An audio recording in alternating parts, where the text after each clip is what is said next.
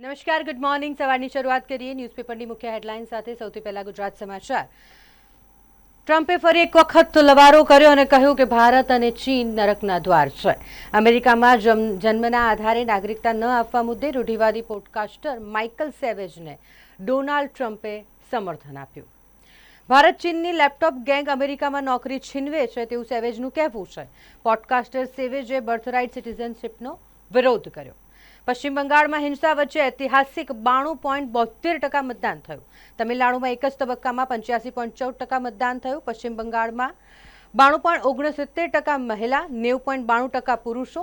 તમિલનાડુમાં 85.76% મહિલા અને 83.57% પુરુષોએ મતદાન કર્યું. દિલ્હી એરપોર્ટ પર બે અલગ અલગ ઘટનાઓમાં 28 કરોડનું ડ્રગ્સ જપ્ત થયું છે. બિનવારસી બેગમાંથી 18.57 કરોડનો ગાંજો મળી આવ્યો છે. બેંકોકથી આવેલા 4 મુસાફરોની તપાસ કરાતા તેમની પાસેથી 8 કરોડથી પણ વધુનો ગાંજો મળી આવ્યો છે. ગોધરામાં 50 લાખના હવાલામાં 4 આંગળીયા પેઢી સામે તપાસ. હવાલા મારફતે નાણાંની હેરાફેરીનો પર્દાફાશ થયો છે. ભાવનગર, સુરત અને આણંદથી પૈસા ગોધરા પહોંચ્યા. આપના ઉમેદવાર અને કાર્યકરો સામે પણ તપાસ. ભાજપનું સંગઠન જૂથબંધી દૂર કરવા અને 5 વર્ષના વિકાસ કાર્યોની માહિતી પ્રજા સુધી પહોંચાડવામાં નિષ્ફળ રહ્યું છે. વોર્ડ નંબર 16ની ભાજપ પેનલમાં ફાટફૂટ. આયાતી ઉમેદવાર દ્વારા અલગથી પ્રચાર. પ્રેમી યુગલે એકબીજાને ઓઢણી બાંધી નર્મદા કેનાલમાં જંપલાવી આપઘાત કરી લીધો. લગ્ન કરવાનું શક્ય ન હોવાથી આ બંને પ્રેમી પંખીડા કે જેણે આપઘાત કરી લીધો છે. ક્રિપ્ટોકરન્સીના 67 લાખની ઉઘરાણીમાં વડોદરાના યુવકનું અપહરણ કરવામાં આવ્યું. પોલીસે આખી રાત મોબાઈલ લોકેશનના આધારે 150 કિલોમીટર પીછો કરી જેનું અપહરણ થયું હતું તે યુવકને મુક્ત કરાવ્યું છે. મહી નદીના કોતરોમાંથી ખનન માફિયાઓ દ્વારા માટી અને રેતીની ચોરી થાય છે. સાવલી તાલુકાના રૂપણકુઈ ગામે ભૂસ્તર શાસ્ત્રીઓના ઉડાવ જવાબ આ મામલે મળી રહ્યા છે કે જોઈ લઈશું, સ્ટાફ ત્યાં જશે એટલે ચેક કરાવીશું, પરંતુ ત્યાં સુધી તો કોતરો ખોદી નાખ્યા છે, તેનું શું? સનફાર્મા રોડ પરના મકાનમાંથી 90,000ની ચોરી થઈ. વેપારી પરિવાર સાથે ઘરમાં જ સૂતા હતા. દરવાજાનો નકુચો તોડીને ચોર અંદર ઘૂસ્યા અને 90,000 રૂપિયા ચોરી કરી ફરાર થઈ ગયા. સિગ્નલ ફળિયા ગેંગના સાગરીત સુલતાન ખાલપાની જામીન અરજી રદ થઈ છે. પૂર્વ ક્રિકેટર યુસુફ પઠાણના સસરાને કોર્ટે જામીન નકાર્યા છે. તપાસ પૂર્ણ થઈ ગયાનું જણાવવામાં આવ્યું અને જામીન માંગ્યા. પાણી ઉડાવને લઈને કાર ચાલકની મારપીટ કરતા માટે આ ફરિયાદ થઈ હતી. 10 લાખની લૂંટમાં સંડોવાયેલા આરોપીની જામીન અરજી રદ કરવામાં આવી છે. એક નજર દિવ્ય ભાસ્કરની મુખ્ય હેડલાઇન્સ પર. ઘાટકોપર માનખોડ લિંક રોડ પર ભીષણ આગની લપેટમાં આવતા 12 કાર ખાખ થઈ ગઈ છે.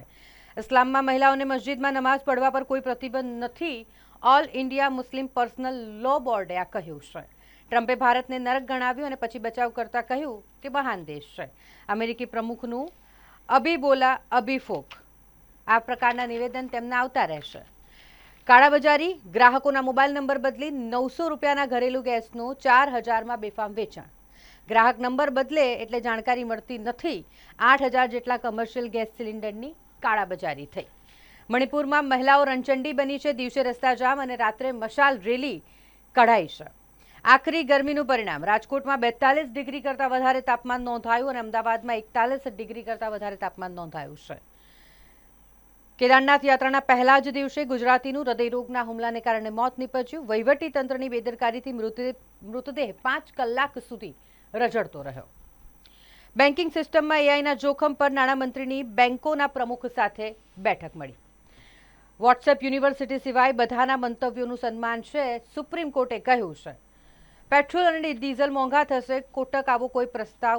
પેટ્રોલ અને ડીઝલ મોંઘા થશે એવું કોટકનું કહેવું છે, જ્યારે સરકારે આ મામલે કહ્યું છે કે આવો કોઈ જ પ્રસ્તાવ નથી. ચૂંટણી પછી ભાવ 25 થી 28 રૂપિયા વધી શકે પેટ્રોલ અને ડીઝલના, એ વધવાનો જે દાવો છે તેને સરકારે ફગાવી દીધો છે. બિકાનેરની ગલીઓનો સ્વાદ દુનિયાભરને જણે ચખાડ્યો. બિકાજી ફૂડ્સના ચેરમેન શિવરત્ન અગ્રવાલનું ચેન્નઈમાં હાર્ટ એટેકના કારણે નિધન થયું. વિદેશમાં ભણતરના તણાવથી પરત આવેલી યુવતીએ કમર સુધીના વાળ કાપી અને મુંડન કરી નાખ્યું. માતા પિતા જુવાન જોત દીકરીને મુંડન કરેલી હાલતમાં જોઈ અને સ્તબ્ધ થઈ ગયા હતા. વટવા મેમુ ટ્રેન આજે રદ કરવામાં આવી છે. જામનગરથી ઇન્ટરસિટી નહીં આવે, જે કામગીરી વચ્ચે ચાલી રહી છે તેને લઈને આ ટ્રેન રદ કરાઈ છે. એક નજર ગુજરાત મિત્રની મુખ્ય હેડલાઇન્સ પર. જો આઝાદી પછી બંગાળમાં મતદાનના ટકાવારીની વાત કરીએ તો બંગાળ અને તમિલનાડુ બંનેમાં આઝાદી પછીનું સૌથી વધુ મતદાન થયું છે. બંગાળમાં હિંસાના છૂટાછવાયા બનાવો બન્યા તેમ છતાંય લોકોમાં મતદાનને લઈને ભારે ઉત્સાહ આ વખતે જોવા મળ્યો છે. હોર્મુઝ અવરોધથી ઈરાનની બોટોને જોતા વેત જ ખતમ કરવા માટે ડોનાલ્ડ ટ્રમ્પે આદેશ કર્યો છે. ટ્રમ્પે ભારતને નરકની ખાડી જેવો દેશ ગણાવ્યો. ટ્રમ્પે કરેલી એક રિપોર્ટમાં ભારતની સાથે ચીનને પણ નરક સમાન ગણાવાયું. ડેનમાર્કમાં 2 ટ્રેનો વચ્ચે ટક્કર થઈ 5 લોકો ગંભીર રીતે ઘાયલ થયા છે. ઈરાન સામેની ટ્રમ્પની ધમકીઓથી સટ્ટા કંપનીઓને કમાણી થાય છે. ટ્રમ્પ હવે શું પગલું ભરશે તેવી અટકળો પર સટ્ટાબાજો ઘણા દાવ લગાવે છે. ચારધામ યાત્રાની વાત કરીએ તો શ્રદ્ધાળુઓ માટે બદ્રીનાથ મંદિરના દ્વાર ખુલી ગયા છે.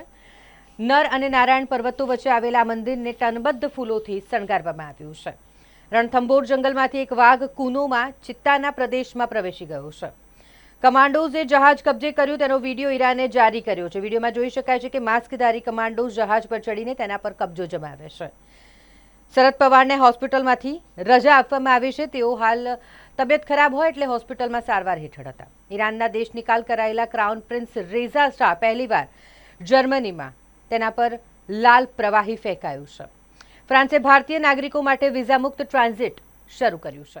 એક નજર લોકસત્તા જનસત્તાની મુખ્ય હેડલાઇન્સ પર ડોનાલ્ડ ટ્રમ્પના એક બાદ એક નિવેદનો અને નિર્ણયો ચોંકાવનારા હોય છે.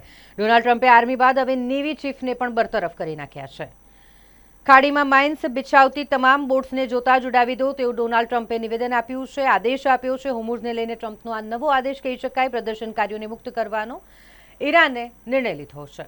અમેરિકા અને ઈરાન વચ્ચે ચાલી રહેલા સંઘર્ષ વચ્ચે દેશમાં નવા એલપીજી કનેક્શન આપવામાં આવશે નહીં. ઓનલાઈન સિસ્ટમ નવી અરજીઓ સ્વીકારતી જ નથી.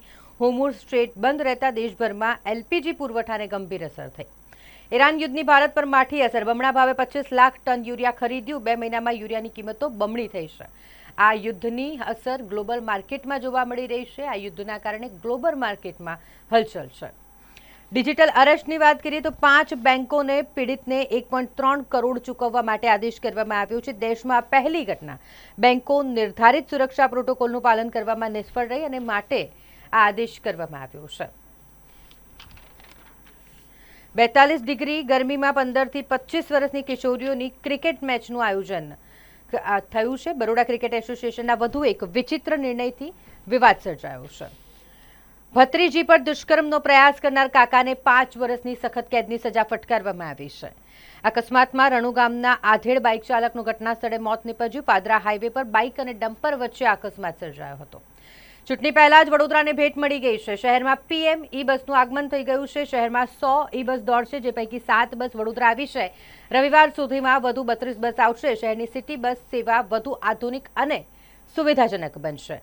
માંજલપુરમાં ડીપીએસની સ્કૂલ બસની ટક્કરે મોપેડ સવાર આધેડ ગંભીર રીતે ઈજાગ્રસ્ત થયા.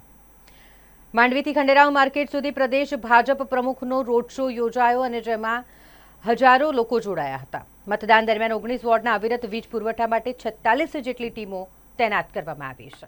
એક નજર સંદેશની મુખ્ય હેડલાઇન્સ પર. રાહુલ ગાંધીનું એક ચોંકાવનારું નિવેદન સામે આવ્યું છે. તેમણે કહ્યું કે મમતાને કારણે પશ્ચિમ બંગાળમાં ભારતીય જનતા પાર્ટી માટે રસ્તો ખુલ્યો છે. ટીએમસીએ સાફ સુથરી સરકાર ચલાવી હોત તો આ દશા ન હોત. ભાજપે રાહુલના નિવેદનને આવકાર્યું છે. ટ્રમ્પે સોશિયલ મીડિયા પર ભારત ચીનને નરકના દ્વાર ગણાવ્યા છે, જે દરેક ન્યૂઝપેપરની હેડલાઇન છે. માઝા મુક્તિ ગરમી પડી રહી છે. ઓડિશાના ઝારસુગુડામાં 44.6, મહારાષ્ટ્રના વર્ધામાં 44.2 ડિગ્રી તાપમાન નોંધાયું છે. ભારત સહિત અનેક દેશોમાં ઇન્ટરનેટ કનેક્શન પર ખતરો તોડાઈ રહ્યો છે. ઈરાન દરિયામાં બિછાવેલા કેબલ્સ પર હુમલો કરે તેવી સંભાવના છે. વર્ષ 2050 સુધીમાં ભારતની વસ્તી 168 કરોડની થવાનું અનુમાન છે. સંયુક્ત રાષ્ટ્રનો વર્લ્ડ પોપ્યુલેશન પ્રોસ્પેક્ટ્સ રિપોર્ટ જાહેર થયો છે અને જેમાં 2050 સુધીમાં ચીનની વસ્તી 15 કરોડથી વધુ ઘટશે. આગામી દાયકામાં સૌથી વધુ વસ્તી આફ્રિકન દેશોમાં વધશે. ગુજરાતની સ્થાનિક સ્વરાજ્યની ચૂંટણીમાં ભાજપના જ્વલંત વિજયનો મને વિશ્વાસ છે તેવું મુખ્યમંત્રી ભૂપેન્દ્ર પટેલનું નિવેદન. એસઆઈઆર પછી અમદાવાદ અને સુરતની મતદાર યાદીમાં ડુપ્લિકેટ મતદારો હોવાનો આક્ષેપ થયો છે. કોંગ્રેસના ઉમેદવારોને પોલીસ સ્ટેશને બોલાવી હેરાન કરાતા હોવાનો આક્ષેપ થઈ રહ્યો છે.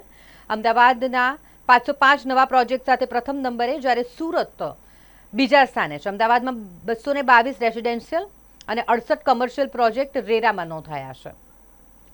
એમએલએ ભગા બારડે જાહેરમાં કહ્યું કે મારા ઘરના બારણા બંધ છે. સીબીએસઈ ધોરણ 10ની દ્વિતીય બોર્ડ પરીક્ષાનો આગામી 15 મેથી પ્રારંભ થશે. ભાજપ શહેરની તમામ બેઠકો જીતવાની છે. વડોદરા શહેર ભારતીય જનતા પાર્ટીના અધ્યક્ષ ડોક્ટર જયપ્રકાશ સોનીનું આ નિવેદન. પ્રદેશ ભાજપ પ્રમુખ જગદીશ વિશ્વકર્માનો રોડ શો યોજાયો। રાજ્યના 50,000 બૂથ પર કમાડ ખીલાવવા માટે સૌને તેમણે હાકલ કરી છે।